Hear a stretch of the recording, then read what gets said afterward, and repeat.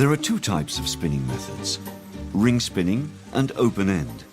Ring spinning differs in that the sliver is prepared through a flyer, which puts a slight tension on the sliver before spinning, while in open end spinning, it's fed directly into the open end spinning machine. This factory only uses the ring spin method, a technique developed more than 100 years ago. Ring spinning adds strength and character to the yarn. The ring machine spins about 16 to 20 meters of yarn per bobbin per minute, which makes it extremely difficult to follow the process with the naked eye. However, by slowing down the images, we get a clear idea of how the process works.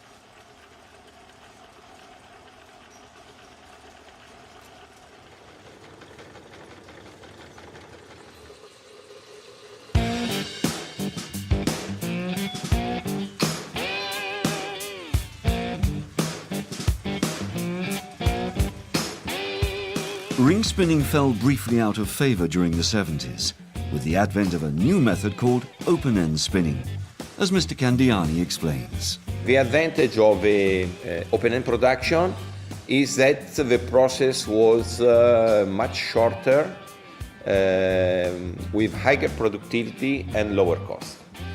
Open-end yarn is formed in a rotor through centrifugation. The difference with ring-spun yarn is that the process of open-end spinning doesn't use twisting, thus making the yarn weaker and more even. Less interesting. Anyway, market moved in the 70s to open end, and then in the 90s started to move back to ring. Because product manager of our customers, they found old jeans of the 50s, of the 60s, and they realized that they were better looking. And so when we installed the new ring frames, it was not easy because in the 50s, in the 60s, the machines were old, so maybe people wanted to make perfect yarns, but they were not able to do it. While in the 90s, machines were made in a perfect way, and the yarns were looking really very even and very nice. So we had to readjust the machine in order to produce, let's say, a bad quality of yarns, but with the right look.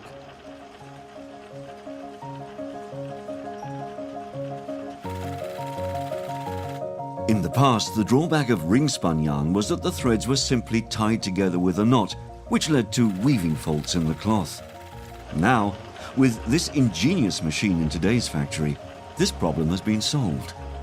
The thread ends are glued together under pressure by adding a little water.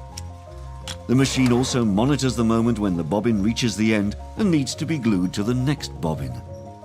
And, if the yarn breaks, a metal arm picks it up and glues it back.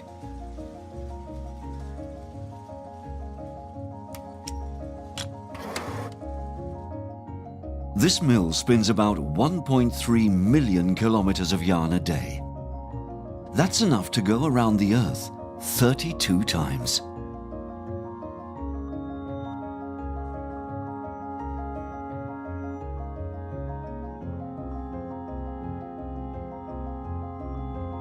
Various types of yarn can be spun on a ring machine, like for instance core spun yarn. With this method, an elastic thread is injected into the core of the cotton yarn.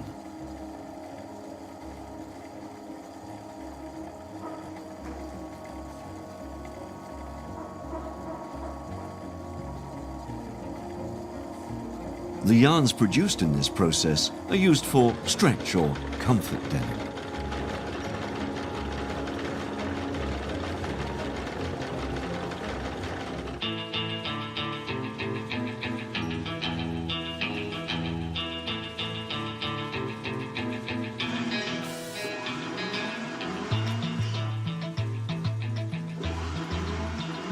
When the cotton yarns are ready for dyeing, they are first wound onto a beam. In the past, the heavy cones weighing 4 kilos had to be mounted manually onto the warp machine. Nowadays, robots take over the task.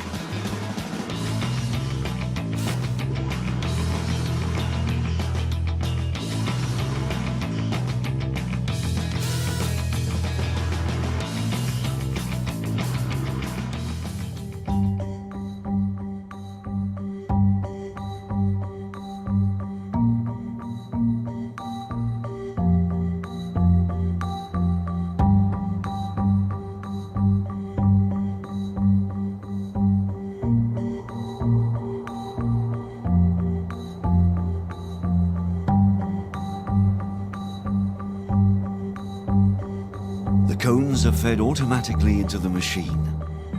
Single strands of cotton yarn from the cones are then wound onto an enormous beam. A beam can hold an average of 4,500 yarns, arranged alongside one another.